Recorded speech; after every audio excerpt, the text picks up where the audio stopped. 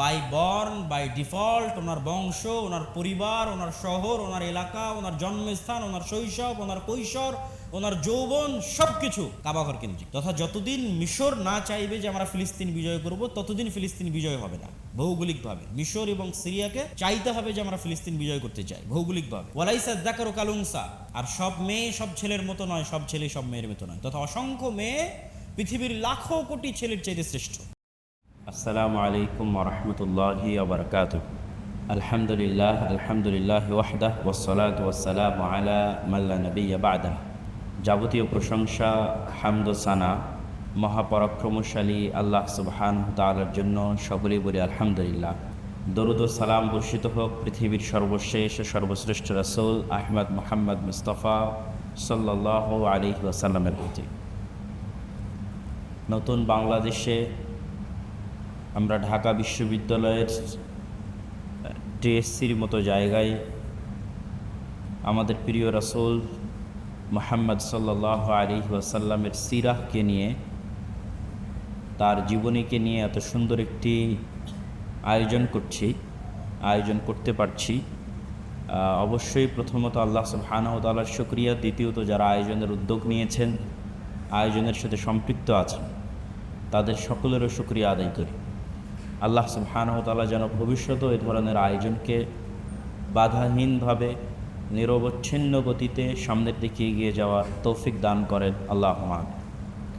দাওয়াতের সুযোগ পাওয়ার পরেও সেটিকে যথাযথভাবে কাজে না লাগানোর দায়িত্বটা বা এই দায়টা যারা সুযোগ পাচ্ছে কিন্তু কাজে লাগাচ্ছে না, এই সমস্ত আলেম ওলামা, দায়ী তথা আমাদের উপর আসবে। তো সবসময় যে বড় লক্ষ্য একবারই অর্জন হয় এরকম নয়। আল্লাহ সুবহানাহু ওয়া তাআলা ছোট ছোট নিয়ামত দিয়ে পরীক্ষা করেন যে এই নিয়ামতগুলো আমরা মূল্যায়ন করতে পারছি কিনা। ঠিক তেমনই একটা নিয়ামত আমরা ভোগ করছি এখন বাংলাদেশে, সেটি হচ্ছে দাওয়াতি কাজের অবারিত সুযোগ। হয়তো সরাসরি আপনি বড় কোনো পরিবর্তন করে ফেলতে পারছেন না, কিন্তু আপনার যতটুকু স্টেক তৈরি হয়েছে সেই জায়গা থেকে আপনি অবাধে সব জায়গায় দাওয়াতি কাজ করার একটা উদ্যোগ নিতে পারছেন। এই যে নেয়ামা, এই নেয়ামাকে যদি আমরা অবমূল্যায়ন করি যে কোনো কারণেই হোক, তাহলে এই নেয়ামতটা আমাদের হাত থেকে ছুটে যাবে। আর যদি এটিকে আমরা ভালোভাবে কাজে লাগাই এবং আল্লাহ সুবহানাহু ওয়া তাআলা এই কাজে বরকত দান করেন, তাহলে এখান থেকেই বড় কোনো সফলতা অর্জন করা সম্ভব হয়।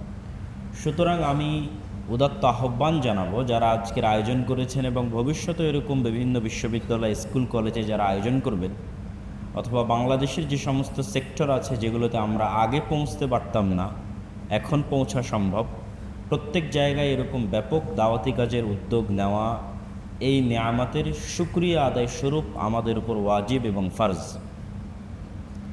আল্লাহ সুবহানাহু ওয়া তাআলা যেন আমাদের উদ্যমী এই সমস্ত ছাত্র ভাই এবং তরুণদেরকে এই ধরনের আয়োজন ভবিষ্যতে আরও করার তৌফিক দান করেন, আল্লাহুম্মা আমিন।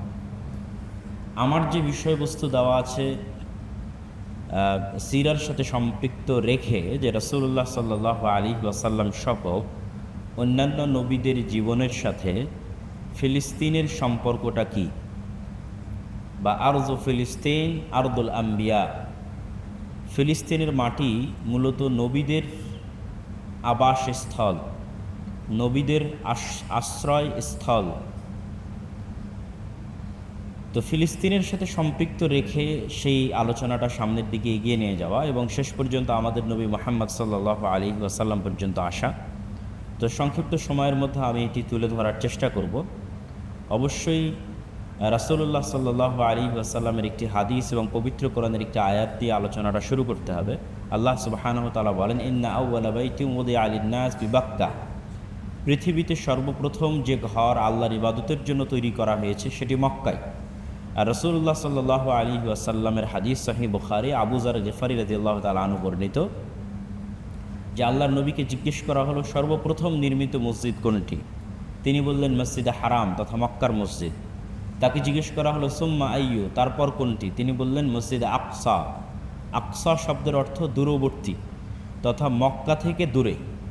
যেমন মানুষ যে জায়গায় অবস্থান করে সেই জায়গা থেকে দূরবর্তী কোনো শহরের নামকরণ করে কথার প্রচলন থাকে, যেমন আমাদের দেশে যদি কেউ দূরে যেতে চায় তাহলে দিল্লির উদাহরণ আসে, যে দিল্লি এখনও বহুদূর, মানে রাস্তা এখনও বহুদূর। তো ঠিক মক্কা থেকে দূরের কোনো দূরত্ব বোঝাতে মসজিদে আকসাকে ব্যবহার করা হতো, যে এই মসজিদ থেকে ওই মসজিদ অনেক দূরে। তো আকসা শব্দের অর্থ হচ্ছে দূরবর্তী, এই জন্য নাম হয়েছে আল মসজিদ আল আকসা। আর মুকাদ্দাস নাম হয়েছে ওই অঞ্চলের পবিত্রতার বর্ণনা আল্লাহ সুবহানাহু ওয়া তাআলা কোরআন মাজিদে উল্লেখ করেছেন আল আরদুল মুকাদ্দাসা নামে, পবিত্র ভূমি নামে। সেখান থেকে সেই নামটি এসেছে, যে মসজিদ মুকাদ্দাস বা আল বাইতুল মুকাদ্দাস যেটি বলি, বা আল আরদুল মুকাদ্দাস, পবিত্র ভূমি। তো রাসূলুল্লাহ সাল্লাল্লাহু আলাইহি ওয়াসাল্লাম উত্তরে বললেন, দ্বিতীয় মসজিদ হচ্ছে মসজিদ আকসা। জিজ্ঞেস করা হলো কামবাইনাহুমা, এই দুইটার মধ্যে দূরত্ব কত দিনের? তিনি উত্তরে বললেন 40 বছর। এই 40 বছর আসলে কোন যুগের 40 বছর তা নিয়ে মতভেদ আছে। কেউ বলেছেন ফেরেশতারাই সর্বপ্রথম কাবাঘর তৈরি করেছে এবং ফেরেশতারাই 40 বছর পর মসজিদ আকসা তৈরি করেছে, এবং কেউ বলেছেন আদম আলাইহিসসালাতু ওয়াসসালামই সর্বপ্রথম মসজিদে বা কাবাঘর তৈরি করেছেন এবং তিনিই 40 বছর পর সর্বপ্রথম মসজিদ আকসা তৈরি করেছেন। আর যে পর্যন্ত হিস্ট্রি রিচ করে তথা হিস্ট্রি পৌঁছতে পারে, এগুলো তো তাত্ত্বিক কথা, সরাসরি হিস্ট্রি যে পর্যন্ত রিচ করে বাস্তবতা, সেটা হচ্ছে ইব্রাহিম আলাইহিসসালাতু ওয়াসসালাম তৈরি করেছেন কাবাঘর, এবং ইব্রাহিম আলাইহিসসালাতু ওয়াসসালাম নিজে অথবা তার পরবর্তী কোনো সন্তান 40 বছরের ব্যবধানে মসজিদ আকসা তৈরি করেছেন। যেহেতু ইব্রাহিম আলাইহিসসালাতু ওয়াসসালামের পরে আল্লাহ সুবহানাহু ওয়া তাআলা আর কোনো নবী তার বংশের বাইরে প্রদান করেননি বা পাঠাননি, এবং ইব্রাহিম আলাইহিসসালাতু ওয়াসসালামের 2 স্ত্রীর ঘরের 2 পরিবার এবং 2 পরিবারের ঘরের 2 সন্তানেরাই পরবর্তীতে নবুয়তের যে ঝান্ডা এটি বহন করে চলেছে। সারা আলাইহিসসালাতু ওয়াসসালাম, তার ঘরের ইসহাক, এবং হাজেরা আলাইহিসসালাতু ওয়াসসালাম তার ঘরের ইসমাইল। তো এই 2 সন্তান 2 জায়গায় বসবাস করতেন, একটি হচ্ছে কাবা ঘর কেন্দ্রিক মক্কায়, আরেকটি হচ্ছে মসজিদ আকসা কেন্দ্রিক ফিলিস্তিন, জেরুজালেম।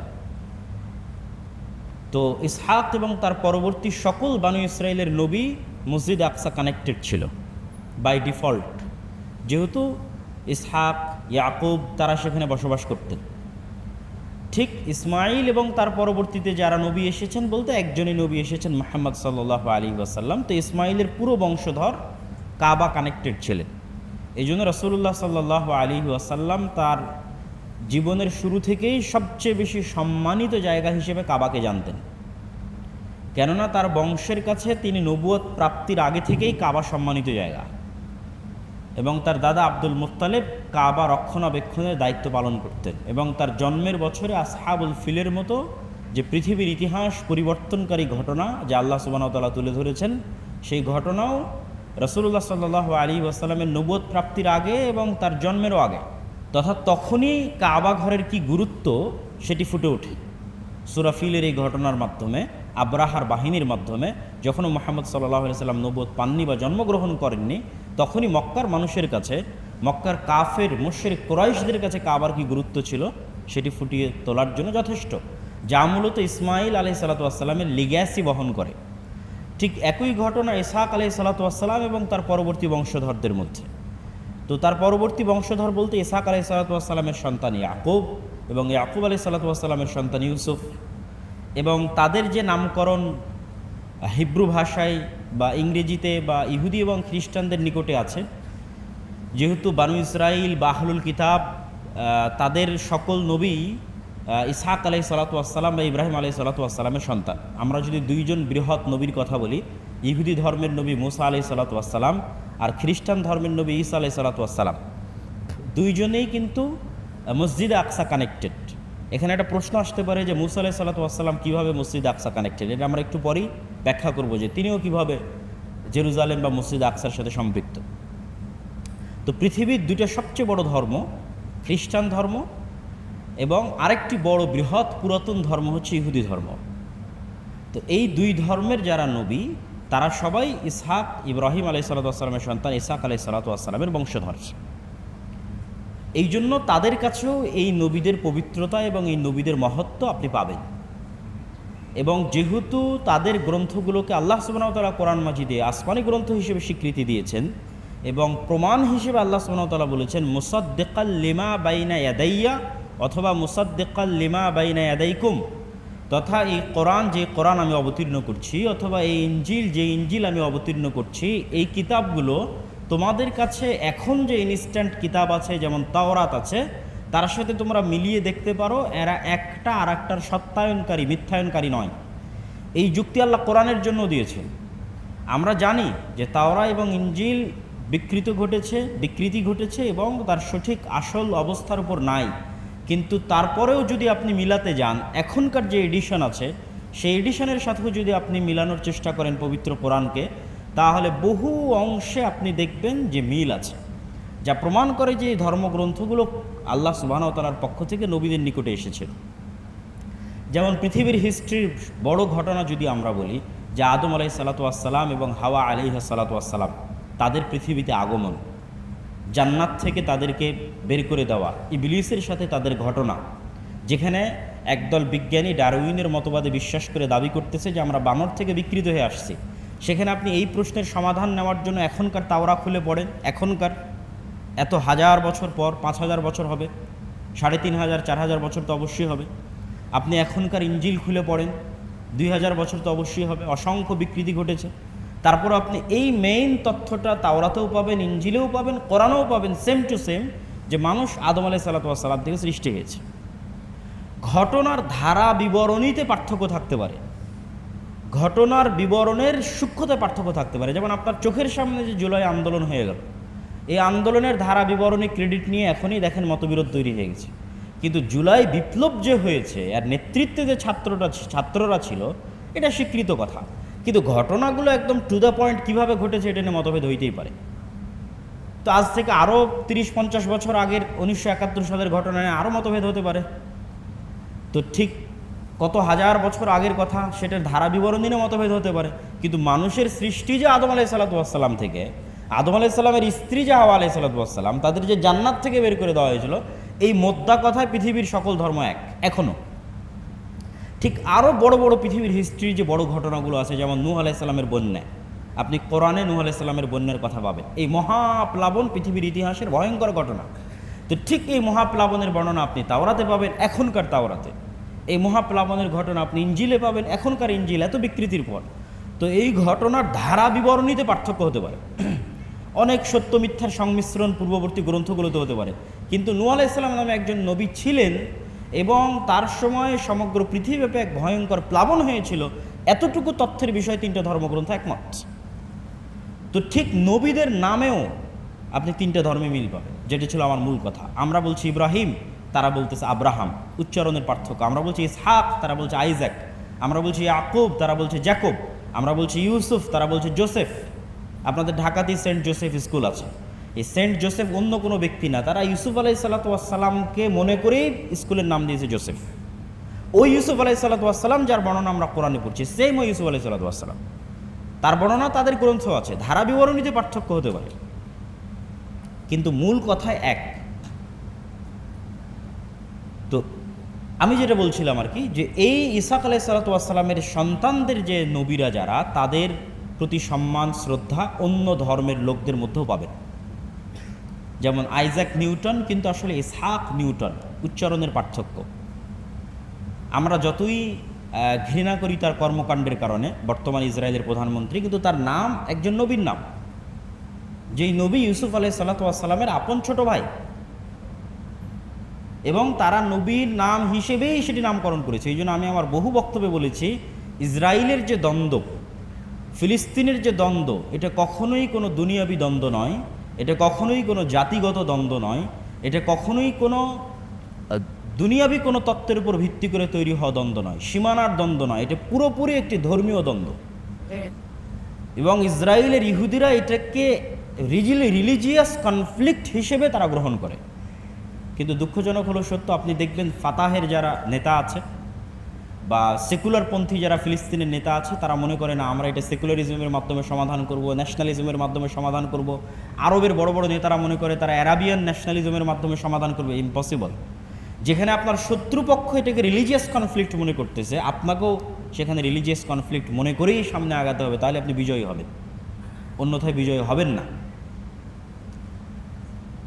তো ইউসুফ আলাইহিস সালাতু ওয়াস সালামের পর থেকে না মুসা আলাইহিস সালাম পর্যন্ত এই সময়টার গ্যাপ হচ্ছে 400 বছর।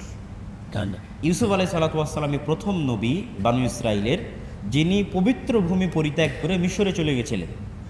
এবং পবিত্র ভূমি ফিলিস্তিনের সাথে মিশরের কানেক্টিভিটি ভৌগোলিকভাবে সেই যুগ থেকে আজ পর্যন্ত আছে। আজকেও যদি ফিলিস্তিনের মানুষের কাছে আপনি কোনো ত্রাণ পৌঁছাতে চান, রাস্তা মিশর। সেই যুগেও যখন ফিলিস্তিনে দুর্ভিক্ষ দেখা দিয়েছে, খাদ্য সংগ্রহের জন্য কোথায় গেছে? মিশর।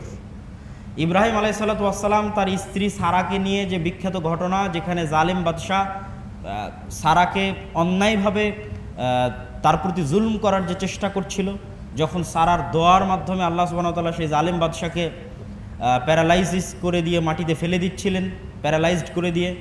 এবং যখন ইব্রাহিম আলাইহিস সালাতু ওয়াস সালাম বাঁচার জন্য মিথ্যা বলেছিলেন, যিনি আমার বোন হন, আমার স্ত্রী নন। তো ওই যে সফরটা ছিল, সেই সফরটা ছিল ফিলিস্তিন থেকে মিশরে খাদ্য সংগ্রহের জন্য। ঠিক ইউসুফ আলাইহিস সালামও যখন মিশরের প্রধান, তখন ইয়াকুব আলাইহিস সালাম তার সন্তানদের খাদ্য সংগ্রহের জন্য মিশর পাঠাচ্ছে। তো মিশরের সাথে ফিলিস্তিনের কানেক্টিভিটি ভৌগোলিকভাবে, ঐতিহাসিকভাবে প্রমাণিত। এই জন্য যতদিন আপনি মিশর বিজয় না করতে পারবেন, ততদিন আপনি ফিলিস্তিন বিজয় করতে পারবেন না। তথা যতদিন মিশর না চাইবে যে আমরা ফিলিস্তিন বিজয় করব, ততদিন ফিলিস্তিন বিজয় হবে না ভৌগোলিকভাবে। মিশর এবং সিরিয়াকে চাইতে হবে যে আমরা ফিলিস্তিন বিজয় করতে চাই ভৌগোলিকভাবে। এবং সুলতান সালাহুদ্দিন আইবি সেটাই করেছিলেন। তিনিও খুব ভালোভাবে জানতেন যে আমি ফিলিস্তিন বিজয় করতে চাইলে সিরিয়া এবং মিশরকে বিজয় করতে হবে। ওমর ইবনুল খাত্তাব সেটাই করেছিলেন। আপনি খালিদ ইবনুল ওয়ালিদের হিস্ট্রি পড়েন, আবু উবাইদা ইবনুল জাররাহের হিস্ট্রি পড়েন, আমর ইবনুল আসের হিস্ট্রি পড়েন। মুসলমানেরা সব শেষে ফিলিস্তিন, জেরুজালেম বিজয় করেছে। তার আগে সিরিয়া বিজয় সম্পন্ন করেছে, তার আগে ইরাক বিজয় সম্পন্ন করেছে, তার আগে মিশর বিজয় সম্পন্ন করেছে। এগুলো সব শেষে গিয়ে জেরুজালেম বিজয় করেছে। সুলতান সালাহুদ্দিন আইবি একই স্ট্র্যাটেজিতে আগিয়েছেন। ভবিষ্যতেও যখন বিজয় হবে, তখনও সেম স্ট্র্যাটেজি প্রয়োগ হবে। তো এই যে ভৌগোলিক সম্পর্ক, এই সম্পর্কটার ভিত্তিতে ইউসুফ আলাইহিস সালাম কুয়াতে পড়ে তিনি হারিয়ে গেলেও তিনি বিক্রি হয়েছেন কিন্তু মিশরের বাজারে। আর সেখান থেকে ধারাবাহিক ঘটনাক্রমে যখন তিনি নেতৃত্বের আসনে আসীন হলেন, তখন তার ভাইয়েরা সেখানে সাহায্যের জন্য গেল এবং তিনি ভাইদেরকে ক্ষমা করে দিলেন। তার পিতার সাথে তার দীর্ঘদিন পর 30-40 বছর পর সাক্ষাৎ হলো। পিতাকে দাওয়াত দিলেন যে আপনারা ফিলিস্তিনের পবিত্র ভূমি ছেড়ে দিয়ে মিশরে আসেন। পিতা দাওয়াত গ্রহণ করে বাকি 11 ভাই সহ মিশরে চলে আসলেন। এই হলো বানু ইসরাইল পবিত্র ভূমি ত্যাগ করে মিশরে আসলো। এবার যখন যাদের হাতে শাসন ক্ষমতা ছিল, তাদের পতন ঘটিয়ে যখন ফেরাউনেরা ক্ষমতা নিল, তখন আগের যারা ক্ষমতা এবং আগের ক্ষমতার যারা জোট থাকে, উভয়ের উপরেই ঝামেলা হয়। তো আগের ক্ষমতার জোট সরকার ছিল ইউসুফ আলাইহিস সালাম। তো তার সাথে পাদ্রীরা আরও যুক্ত করে দিয়েছে, কি বড় বড় জ্যোতিষীরা যুক্ত করে দিয়েছে, ফেরাউন আপনার যদি ক্ষমতার কোনো দিন পতন ঘটে, এই ইউসুফ তার ভাই এবং তাদের বংশধরদের সন্তানদের হাতে পতন ঘটবে। তাহলে তারা সংখ্যায় অল্প হলেও তাদেরকে এমনভাবে গ্লোরিফাই করা হয়েছে, এমনভাবে বড় আকার ধারণ করানো হয়েছে বিভিন্ন পাদ্রীদের ঘোষণা, জ্যোতিষীদের ঘোষণা, যা ফেরাউনের মাথা ব্যথার হয়ে কারণ হয়ে দাঁড়ায়। ফলত 300 বছরের জুলমের স্টিম রোলার তাদের উপর চলে। তাদেরই সন্তান হচ্ছে মুসা আলাইহিস সালাম। এটাই কানেক্টিভিটি পবিত্র ভূমির সাথে মুসা আলাইহিস সালামের। মুসা আলাইহিস সালাম ইউসুফ আলাইহিস সালাম এবং তার ভাইদের পরবর্তী সন্তান, তথা ইসাক আলাইহিস সালাম এবং ইব্রাহিম আলাইহিস সালামের পরবর্তী সন্তান। এই জন্য মুসা আলাইহিস সালাম মূলত মিশর থেকে পালিয়ে যাচ্ছিলেন না, বরং রিটার্নিং ব্যাক করতেছিলেন, ফেরত যাচ্ছিলেন নিজের আদি ভূমি, পিতৃভূমিতে। এবং আদি ভূমি, পিতৃভূমি তথা ফিলিস্তিনে ফেরত যাওয়ার পথে ওনার মধ্যের পিরিয়ডটা কোথায় কাটতেছিল? সিনাই মরুভূমিতে কাটতেছিল। যে সিনাই মরুভূমি এখনও আছে। তুর পাহাড় কোথায়? সিনাই মরুভূমিতে। আপনি গুগল ম্যাপে গেলে এখনও গেলে দেখতে পাবেন মিশর এবং ইসরায়েল এবং ফিলিস্তিনের মধ্যে বিশাল মরুভূমি এবং সৌদি আরবের মধ্যে সিনাই মরুভূমি। এখানেই কিন্তু মুসা আলাইহিস সালাম বাকি জীবনটা কাটিয়ে দিয়েছেন ফেরাউনের মৃত্যুর পর। তো মুসা আলাইহিস সালামের উপর যখন জিহাদ ফরজ করা হলো এবং তার উম্মতের উপর যখন জিহাদ ফরজ করা হলো, সেটা ফিলিস্তিন বিজয়ের জন্য, জেরুজালেম পবিত্র ভূমি বিজয়ের জন্য, তখন আল্লাহ নামটা দিয়েছেন আল আরজুল মুকাদ্দাসা। তোমরা ওই পবিত্র ভূমিতে প্রবেশ করো যা আল্লাহ তোমাদের জন্য রেখে রেখেছে। কিন্তু তখন বানু ইসরাইল কি বললো যে না, ইযহাব আনতা ওয়া রাব্বুকা ফাকাতিল, আপনি আর আপনার আল্লাহ গিয়ে যুদ্ধ করেন, আমরা পারবো না, নাউযুবিল্লাহ। তখন মুসা আলাইহিস সালাম অত্যন্ত দুঃখ, কষ্ট, ভারাক্রান্ত হৃদয় নিয়ে, সহিহ বুখারীর হাদিস, যে আমি মারা যাওয়ার পর ওসিয়াহ, তোমরা আমাকে চেষ্টা করবা সর্বোচ্চ সর্বোচ্চ যত দূর পবিত্র ভূমির নিকটে দাফন করা যায়। কেননা আমি আমার উম্মতের মুনাফিকির কারণে আমার জীবদ্দশায় পবিত্র ভূমি বিজয় করতে পারলাম না, জেরুজালেম বিজয় করতে পারলাম না। এটা মুসা আলাইহিস সালামের সাথে জেরুজালেমের কানেক্টিভিটি, যে তিনি বলতেছেন যে আমার মৃত্যুর পর তোমরা যতদূর সম্ভব জেরুজালেমের নিকটে গিয়ে, মসজিদ আকসার নিকটে গিয়ে আমাকে দাফন করো। আর মুসা আলাইহিস সালামের এই অন্তরের আফসোস তারই ছাত্র, তারই শাগরেদ এবং পরবর্তী নবী খিজির আলাইহিস সালামের সাথে সাক্ষাতের সফরের সঙ্গী ইউশা বিন নুন, যার ব্যাগ থেকে মাছ বের হয়ে গেছিল। ইউশা বিন নুন পরবর্তীতে জেরুজালেম বিজয় করেন এবং এটিও সহিহ বুখারীর হাদিস, সঠিক ইতিহাস, যে ইউশা বিন নুন যখন জেরুজালেম বিজয় করেন তখন আল্লাহ সূর্যকে থামিয়ে দিয়েছিলেন এবং পৃথিবীর ইতিহাসে আল্লাহ মাত্র একবারই সূর্যকে থামিয়ে দিয়েছিলেন। এবার সেকেন্ড আমরা চলে আসি, তাহলে এতগুলো সব নবীর সম্পর্ক আমরা কানেক্টিভ করে দিলাম। এবার আসবে দাউদ এবং সুলাইমান। দাউদ এবং সুলাইমানের কানেক্টিভিটি জেরুজালেমের সাথে। এই যে ইউশা বিন নুন জেরুজালেম বিজয় করলেন, তার পরবর্তীতে আবার কোনো ঘটনাক্রমে বলা হয় যে রোমান বাদশাহ জুলিয়েট তিনি নাকি জেরুজালেম দখল করে নিয়ে সকল ইহুদিদেরকে জেরুজালেম থেকে বিদায় করে দিয়ে যাদের পেরেছিলেন বন্দি করে তিনি ফেরত এসেছিলেন। তো রোমান এবং পারস্যদের মধ্যে জেরুজালেম নিয়ে গণ্ডগোল চলতোই, কারণ এটা একটা ভ্যালুয়েবল অংশ, যেমন আজকের পৃথিবীতে চলতেছে তখনও চলতো। এটা শুরুর থেকে একটা দামি জায়গা এবং কিয়ামতের পূর্ব মুহূর্তেও যে ভয়ঙ্কর যুদ্ধগুলো হবে সেটাও এটা নিয়ে হবে, যেহেতু এটার দাবিদার পৃথিবীর সবাই। তো ওই দ্বিতীয়বার যখন তাদেরকে জেরুজালেম থেকে বিতাড়িত করে দেওয়া হলো তখন তাদের খুব করুণ সময় চলতেছিল। সেই করুণ সময়ের বর্ণনাও আল্লাহ সূরা বাকারার মধ্যে দিয়েছে। তখন তারা তাদের নবী, সেই নবীর নাম আবার পবিত্র কোরআনে আল্লাহ নেননি, তবে বানু ইসরাইলের রিওয়ায়াতে সেই নবীর নাম দেওয়া আছে শামুয়েল। নবীকে গিয়ে বলল যে আমরা যুদ্ধ করে হলেও জেরুজালেম বিজয় করতে চাই, আপনি আমাদের একটা নেতা দেন, বাদশা দেন। তখন আল্লাহ সুবহানাহু ওয়া তাআলা নবীর প্রতি ওহী করে বললেন যে তালুতকে তোমাদের বাদশা করে দেওয়া হলো। তখন যেহেতু বানু ইসরাইলদের স্বভাব ছিল মুনাফিকি, তারা বলে বসলো তালুত তো আমাদের বংশীয় যে সিস্টেম আছে এই সিস্টেমের কোনো লেভেলে এসে পড়ে না, না টাকা পয়সা না ধন দৌলত। তখন আল্লাহ কোরআনেও বলছেন এবং নবীর মাধ্যমেও ওই যুগে বলিয়েছেন যে আমি তালুতকে বাস্তাতান ফিল ইলমি ওয়াল জিসম, আমি তালুতকে তোমাদের উপর প্রাধান্য দিয়েছি, কেননা সে শক্তিশালী এবং জ্ঞানে এবং হিকমায় তোমাদের চেয়ে বেশি। তারপরে তালুতের নেতৃত্ব মেনে নিয়ে নবী সহ, তালুতের নেতৃত্ব নবীও মানতেছেন, তালুতের নেতৃত্ব মেনে নিয়ে নবী সহ জেরুজালেম বিজয়ের যুদ্ধ হচ্ছে। এই যুদ্ধের মধ্যে আল্লাহ একটা পরীক্ষা দিলেন, সামনে নদী পড়বে, পানি পান না করে পার হতে হবে।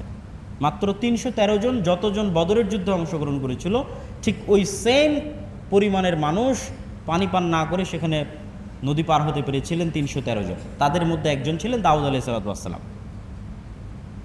তারপরে ওই জালুত বাদশাহ, যাকে আমরা বলতেছি জুলিয়েট, ইতিহাস বলতেছে আর কি, সত্য মিথ্যা আল্লাহ ভালো জানে, তাকে দাউদ আলাইহিস সালাম নিজে হাতে হত্যা করেছিলেন। তারপরে তালুতের পরে আল্লাহ দাউদকে নেতৃত্ব দিয়ে দিলেন এবং জেরুজালেম বিজয় করে দাউদ সারা পৃথিবীর যে সাম্রাজ্য, যেটা সুলাইমান আলাইহিস সালাম তার সন্তান প্রতিষ্ঠা করেছিলেন, সে পৃথিবীর ইতিহাসের সবচেয়ে বড় সাম্রাজ্য, যা পৃথিবীর ইতিহাসে অতীতেও কোনোদিন প্রতিষ্ঠিত হয়নি, ভবিষ্যতেও আর কোনোদিন প্রতিষ্ঠিত হবে না।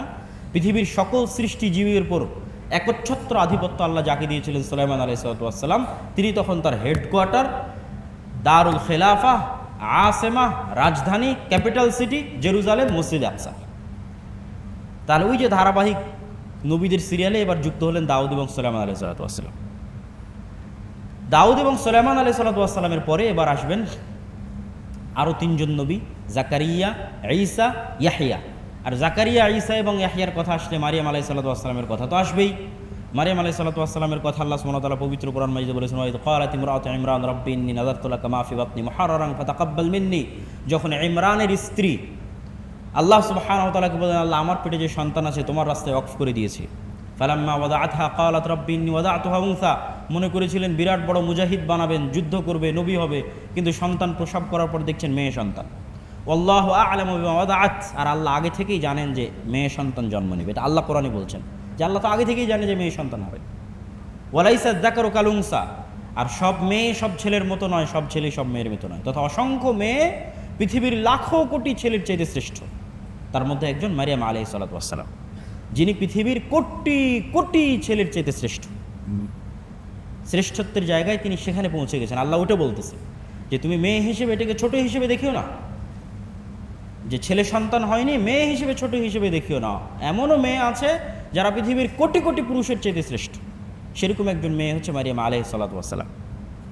কুল্লামা দাখালা আলাইহা জাকারিয়াল মিহরাব ওয়াজাদা ইনদাহা রিজকা, যখনই খালু জাকারিয়া তার কাছে প্রবেশ করতেন দেখতেন অসময়ের ফল। ক্বালা ইয়া মারিয়াম আন্না লাকি হাযা, ক্বালাত হিয়া মিন ইনদিল্লাহ ইন্নাল্লাহ ইয়ারযুকু মান ইয়াশা বিগাইরি হিসাব। আল্লাহর পক্ষ থেকে আসে, আল্লাহ যাকে ইচ্ছা বেহিসাব রিজিক দান করেন। মারিয়াম আলাইহিস সালাতু ওয়াস সালামের পেটে আল্লাহ বিনা স্বামীতে এবং বিনা বিবাহে সন্তান দান করলেন। তৎকালীন বানি ইসরায়েলের ইহুদিরা বলল অবৈধ, নাউজুবিল্লাহি মিন যালিক, যেটা এখনও তারা ক্লেইম করে। কিন্তু খ্রিস্টান ধর্ম এবং ইসলাম এই বিষয়ে একমত যে তিনি পবিত্র। কোরআন এই বিষয়ে দ্ব্যর্থহীন, মারিয়াম আলাইহিস সালাতু ওয়াস সালামের নামে পরিপূর্ণ সূরা দেওয়া আছে। এই জন্য খ্রিস্টানদেরকে হেদায়েত করা সহজ। এই জন্য আল্লাহ সুবহানাহু ওয়া তাআলা কোরআন মাজিদে বলেছে আমাদের সাথে সবচেয়ে বেশি শত্রুতা করবে অহংকারের কারণে ইহুদিরা এবং মুশরিকরা, তথা আমাদের পার্শ্ববর্তী দেশ এবং ফিলিস্তিনের পার্শ্ববর্তী দেশ। এদের মধ্যে হেদায়েতের পরিমাণটা হবে কম। এদের মধ্যে অহংকারের কারণে এবং হিংসার কারণে এরা মুসলমানদের সাথে সবচেয়ে বেশি জুলুম করবে, অত্যাচার করবে। আর ওপেন মাইন্ডেড হওয়ার কারণে এবং মারিয়াম আলাইহিস সালাতু ওয়াস সালাম ঈসা আলাইহিস সালামের প্রতি ইসলামের যে সম্মান এবং শ্রদ্ধা, সেটার কারণে জাস্ট যে জায়গায় তারা ভুল করেছে সেটা হচ্ছে তারা বাড়াতে বাড়াতে ঈসা আলাইহিস সালামকে আল্লাহর সন্তান বানিয়ে ফেলেছে। ওটাও নাউজুবিল্লাহ। তো এই জন্য খ্রিস্টানরা বেশি হেদায়েত প্রাপ্ত হবে। তাহলে মারিয়াম আলাইহিস সালাতু ওয়াস সালামের কানেক্টিভিটি, ঈসা আলাইহিস সালাতু ওয়াস সালামের কানেক্টিভিটি, জাকারিয়া এবং ইয়াহইয়া, ওই যে ওখানে জাকারিয়া আলাইহিস সালাতু ওয়াস সালাম ওখানে বের হয়ে এসে আল্লাহকে বলছেন, আল্লাহ এত সুন্দর কন্যা সন্তান দিয়েছো, এত ভালো, আমারও একটা সন্তান দরকার। সেই সন্তান হচ্ছে ইয়াহইয়া। আর ইহুদিরা যেহেতু নবীদের হত্যা করতো, জাকারিয়া আলাইহিস সালাতু ওয়াস সালামকে হত্যা করেছে, ইয়াহইয়া আলাইহিস সালাতু ওয়াস সালামকে হত্যা করেছে, ঈসা আলাইহিস সালাতু ওয়াস সালামকেও হত্যা করার চেষ্টা আল্লাহ সুবহানাহু ওয়া তাআলা ঈসা আলাইহিস সালাতু ওয়াস সালামকে উঠিয়ে নিয়েছিলেন। তো এখানে আরেকটা জিনিস আমাদের মনে রাখতে হবে যে যেহেতু পৃথিবীর বড় বড় দুইটা ধর্মের, বড় বড় তিনটা ধর্মের মূল কেন্দ্র যেহেতু জেরুজালেম, আর খ্রিস্টান এবং ইহুদিদের তাদের নবীরও জন্ম যেহেতু এবং কানেক্টিভিটি যেহেতু জেরুজালেম এসে, এবং তারা যেহেতু ইব্রাহিম আলাইহিস সালাতু ওয়াস সালামের সন্তান, সেহেতু পৃথিবীতে আর গায়ের রঙের কারণে যে সুপারিয়রিটি, সেটার যে ভিত্তি, এটা ইউরোপ এবং আমেরিকার ভিত্তি বেসলেস, ভিত্তিহীন। কেন ভিত্তিহীন? আমেরিকা এবং ইউরোপ যাকে নবী হিসেবে স্বীকৃতি দিচ্ছে সে সাদা নয়, সাদা চামড়ার নয়, সে হচ্ছে আমাদের চামড়ার, তথা আরব, ইন্ডিয়ান বা সেমেটিক সভ্যতার যে চামড়ার রং, সেই চামড়া, তথা এশিয়ান, এক কথায় শেষ। সুতরাং ইউরোপিয়ান এবং আমেরিকানদের যে চামড়ার উপর ভিত্তি করে যে অহমিকা, সেটা তাদের ধর্মের সাথেই কনফ্লিক্ট করে।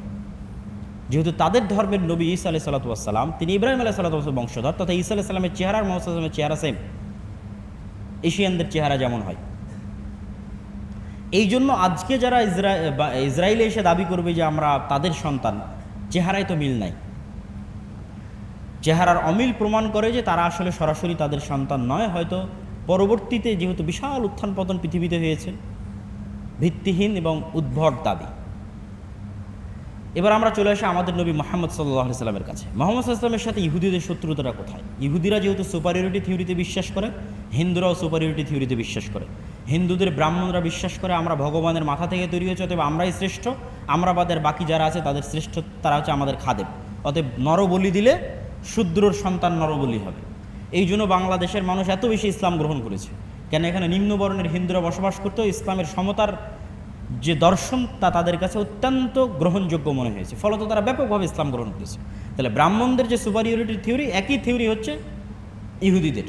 তারা মনে করে আমরা আল্লাহর সন্তান, চোজেন বাই দ্য গড, আল্লাহ কর্তৃক বাছাইকৃত। এই জন্য ব্লাডলি কানেক্টেড ছাড়া কেউ ইহুদি হতে পারবে না।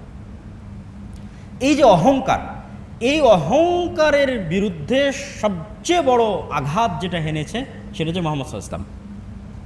কীভাবে? মুহাম্মদ সাল্লাল্লাহু আলাইহি ওয়াসাল্লাম তো ব্লাডলি ইব্রাহিমের সন্তান। এই জন্য মুহাম্মদ সাল্লাল্লাহু আলাইহি ওয়াসাল্লাম তো বলতেন যে আমি ইব্রাহিমের সন্তান। এই জন্য বারবার বলতেন মিল্লাতে ইব্রাহিমের দাবিদার। কেন মিল্লাতে ইব্রাহিমের দাবিদার খ্রিস্টানরাও, মিল্লাতে ইব্রাহিমের দাবিদার ইহুদিরাও, সবার গর্বের জায়গা ইব্রাহিম আলাইহিস সালাতু ওয়াস সালাম। তো ইব্রাহিম আলাইহিস সালামের স্টেক হোল্ডার কে? ইব্রাহিম আলাইহিস স্টেক হোল্ডার আমি মুহাম্মদ সাল্লাল্লাহু আলাইহি ওয়াসাল্লাম।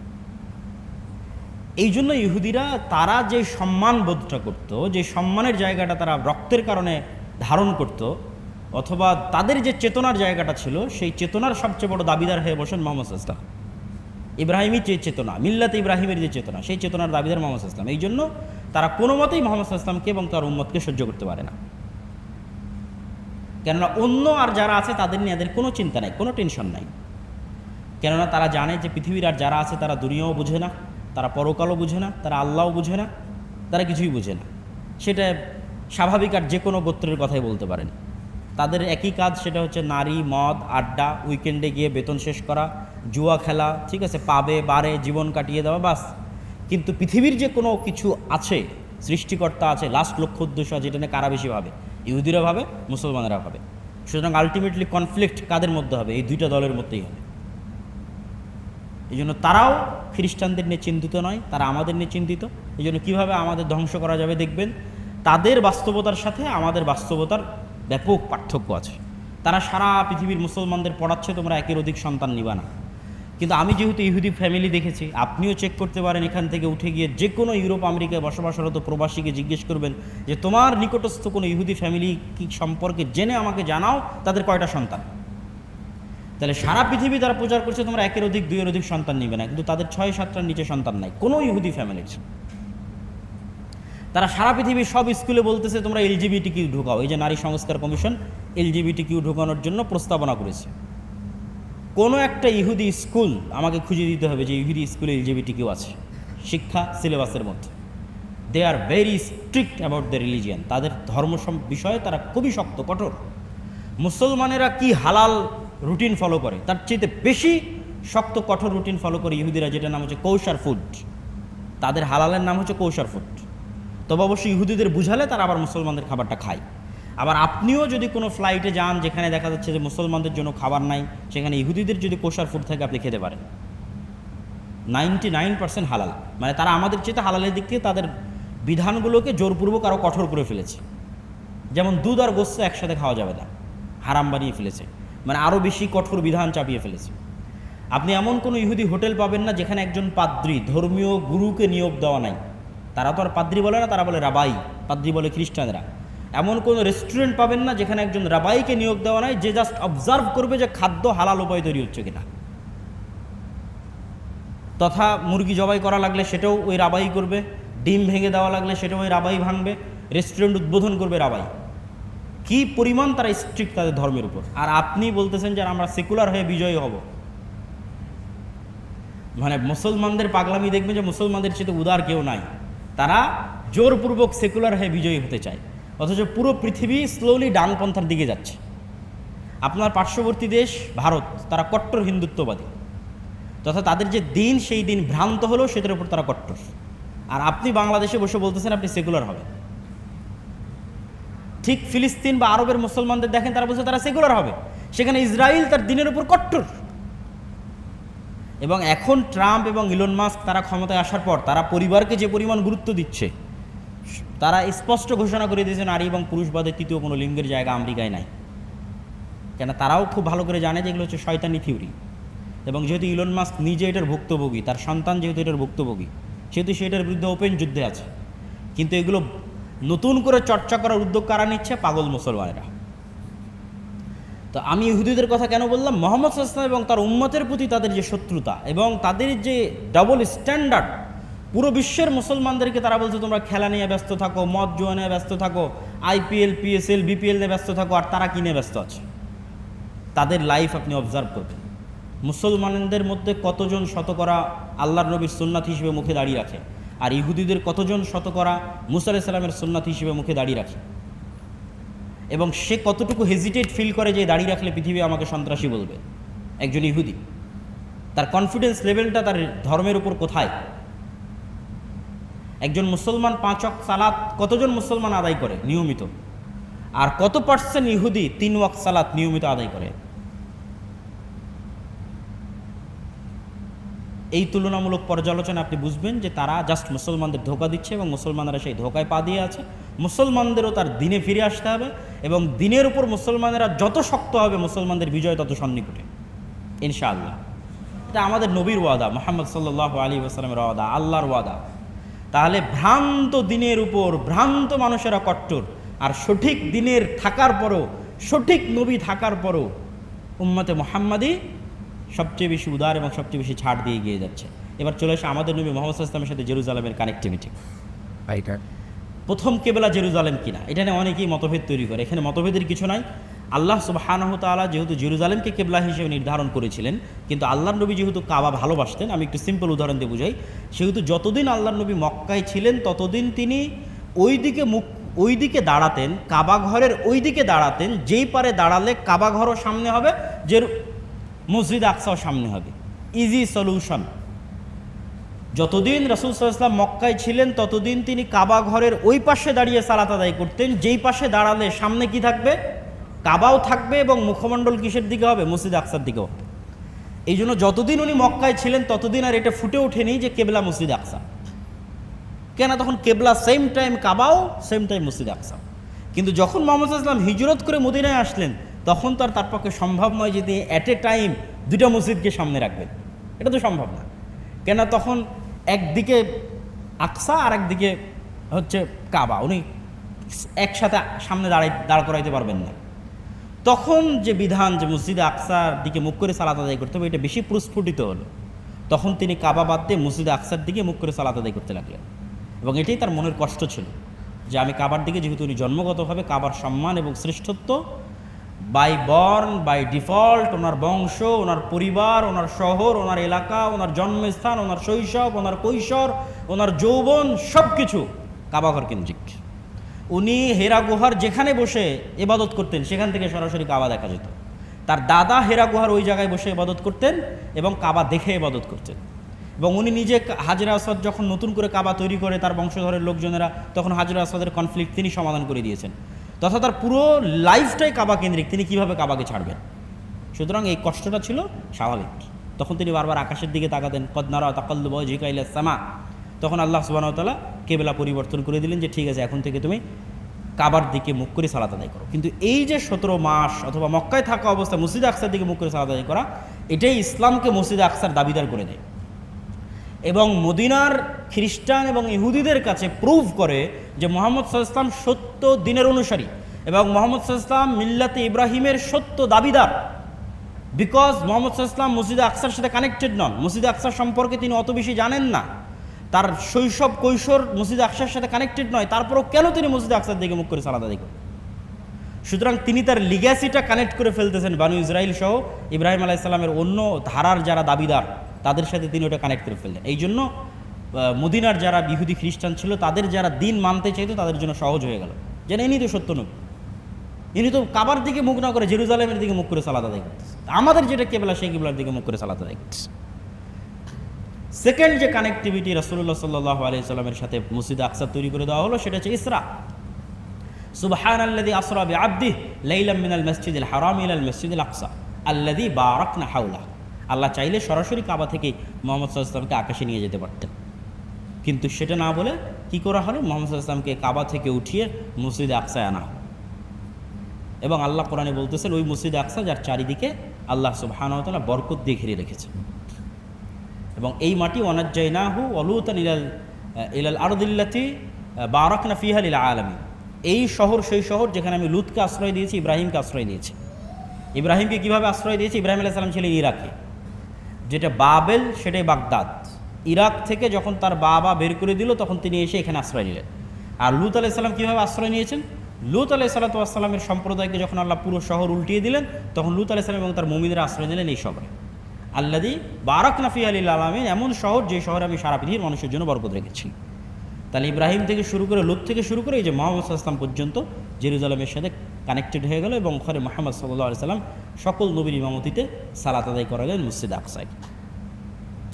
সম্মানিত উপস্থিতি, এবং পরবর্তীতে উম্মতে মুহাম্মাদি এটির দাবিকে আরও শক্তিশালী করে ফেলে ওমর ইবনুল খাত্তাব রাদিয়াল্লাহু তাআলা আনহুর যে ঐতিহাসিক বিজয়, সেই ঐতিহাসিক বিজয় অভিযানের মাধ্যমে এবং উম্মতে মুহাম্মাদির শ্রেষ্ঠত্বের মানদণ্ড, উম্মতে মুহাম্মাদি বিজয়ী না পরাজিত, এর মানদণ্ডই জেরুজালেম। তথা আমাদের হাতে এখন জেরুজালেম নাই মানে আমরা পরাজিত অবস্থায় আছি। এবং ঠিক সেম টাইমে ইহুদিরা শক্তিশালী বিজয়ী, খ্রিস্টানরা বিজয়ী না পরাজিত, তার মানদণ্ডই জেরুজালেম।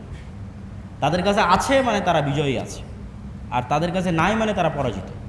তো ফাইনাল যে গেমটা হবে সেই ফাইনাল গেমে মুসলমানেরা বিজয়ী হবে এবং অবশ্যই তাদেরকে পরাজিত হতে হবে। এবং সেই বিজয়টাই ফুটিয়ে তুলবে যে অ্যাট এ টাইম একই সাথে পৃথিবীর সকল নবীদের যিনি পিতা বা অধিকাংশ নবীর পিতা ইব্রাহিম আলাইহিস সালাতু ওয়াস সালামের 2 সন্তানের 2 পবিত্র মসজিদের একই সাথে দাবিদার হচ্ছে উম্মতে মুহাম্মাদি, এবং এট এ টাইম উম্মতে মুহাম্মাদির কাছে মসজিদ আকসাও আছে, কাবাও আছে, তথা ইব্রাহিম আলাইহিস সালাতু ওয়াস সালামের পরে যত নবী এসেছে সকল নবীর পবিত্র স্থান উম্মতে মুহাম্মাদির কাছে আছে। অতএব এটাই ফাইনাল দিন, এটাই বিজয়ী দিন, এটাই শেষ দিন, এটাই শ্রেষ্ঠ দিন, এবং সেই দিনের জন্য আমাদের চেষ্টা করতে হবে এবং সামনের দিকে এগিয়ে যেতে হবে। আল্লাহ সুবহানাহু ওয়া তাআলা আমাদের সেই তৌফিক দান করুক, আল্লাহুম্মা আমিন। এবং এই ইতিহাসগুলো আমাদের পরবর্তী প্রজন্মের মধ্যে দিয়ে যেতে হবে, যাতে তারাও সেই ভালোবাসা, সেই আবেগ, সেই আগ্রহ নিয়ে সামনের দিকে আগায়। কেননা কার মাধ্যমে আল্লাহ সুবহানাহু ওয়া তাআলা কাজ করাবেন তা আল্লাহ সুবহানাহু ওয়া তাআলা ভালো জানেন, কিন্তু বিজয়ী তো হবেই, যেটা রাসূল সাল্লাল্লাহু আলাইহি ওয়াসাল্লামের অসংখ্য হাদিস দিয়ে আছে। ইব্রাহিম আলাইহিস সালামের দারুল হিজরা হচ্ছে শাম, এই ফিলিস্তিন, এই লেবানন, এই জর্ডান, এগুলো সব হচ্ছে শামের অন্তর্ভুক্ত, ইসরায়েল সব শামের অন্তর্ভুক্ত। আর মুহাম্মদ সাল্লাল্লাহু আলাইহি ওয়াসাল্লামের দারুল হিজরা হচ্ছে মদিনা। এই 2 জায়গায় কিয়ামত পর্যন্ত ইসলাম থাকবে। মদিনায় যেমন কিয়ামত পর্যন্ত ইসলাম থাকবে, শামে কিয়ামত পর্যন্ত ইসলাম থাকবে। কিন্তু মক্কার মদিনার পজিটিভ দিক কি, এখানে ফিতনাই প্রবেশ করবে না, ফিতনা থেকে চিরদিনের জন্য মুক্ত। আর সব সময় যুদ্ধ বিগ্রহের ফিতনা লেগেই থাকবে জেরুজালেম এবং তার পার্শ্ববর্তী শাম বা এবং তার পার্শ্ববর্তী অঞ্চল। যেহেতু এই অঞ্চলে সবসময় যুদ্ধ বিগ্রহ ফিতনা লেগেই থাকবে, অতএব এখানে হকপন্থী একটা দল থাকবেই, যাদের কথা রাসূলুল্লাহ বলেছে লা তাযালু তায়ফাতুম মিন উম্মতি যাহিরিনা আলাল হক, আমার উম্মতের একটা জামাত কিয়ামত পর্যন্ত হকের উপর থাকবে। তোমরা তাদের খুঁজতে চাইলে মসজিদ আকসা এবং তার পার্শ্ববর্তী অঞ্চলে খুঁজতে পারো, তথা শাম এবং তার পার্শ্ববর্তী যে অঞ্চল আছে সেখানে খুঁজতে পারো। তো এইগুলো সকল ইন্ডিকেশন, রাসূলুল্লাহ সাল্লাল্লাহু আলাইহি ওয়াসাল্লামের সকল ইন্ডিকেশন, এবং ঈসা আলাইহিস সালাতু ওয়াস সালামের শামের মাটিতে অবতরণ। তিনি কিন্তু মক্কা এবং মদিনায় অবতরণ করবেন না, শামের মাটিতে অবতরণ। এবং দাজ্জালকে তিনি হত্যা করবেন কোথায়? জেরুজালেম। দাজ্জালের জন্য তো মক্কা মদিনায় প্রবেশ নিষিদ্ধ। তাহলে এগুলো সব কিছু প্রমাণ বহন করতেছে যে একদম ইব্রাহিম আলাইহিস সালাতু ওয়াস সালাম থেকে নিয়ে একদম ঈসা আলাইহিস সালাম পর্যন্ত, পৃথিবীর শেষ মুহূর্ত পর্যন্ত, যদিও কনফ্লিক্টেড, কিন্তু অনেক দামি একটা জায়গা হচ্ছে জেরুজালেম, এবং যেটার লাস্ট বিজয়ী উম্মতে মুহাম্মাদি হবে। আল্লাহ সুবহানাহু ওয়া তাআলা আমাদের সেই দিনের দিকে এগিয়ে যাওয়ার এবং এই যে শিক্ষাটা আজকে আমরা যদি গ্রহণ করতে পারি, সেটা হচ্ছে সবাই নিজ নিজ দিনের উপর কঠোর হচ্ছে। উম্মতে মুহাম্মাদি যদি বাঁচতে চায়, মুক্তি চায়, সব বাদ দিয়ে তার দিনের উপর তাকে কঠোর হতে হবে, ব্যাস, তাহলেই তার মুক্তি এবং তার বিজয় সুনিশ্চিত। আল্লাহ সুবহানাহু ওয়া তাআলা আমাদের কবুল করুক, আল্লাহুম্মা আমিন। ওয়া আখিরু দাওয়ানা আনিল হামদুলিল্লাহি রাব্বিল আলামিন। আসসালামু আলাইকুম ওয়া রাহমাতুল্লাহি ওয়া বারাকাতুহু।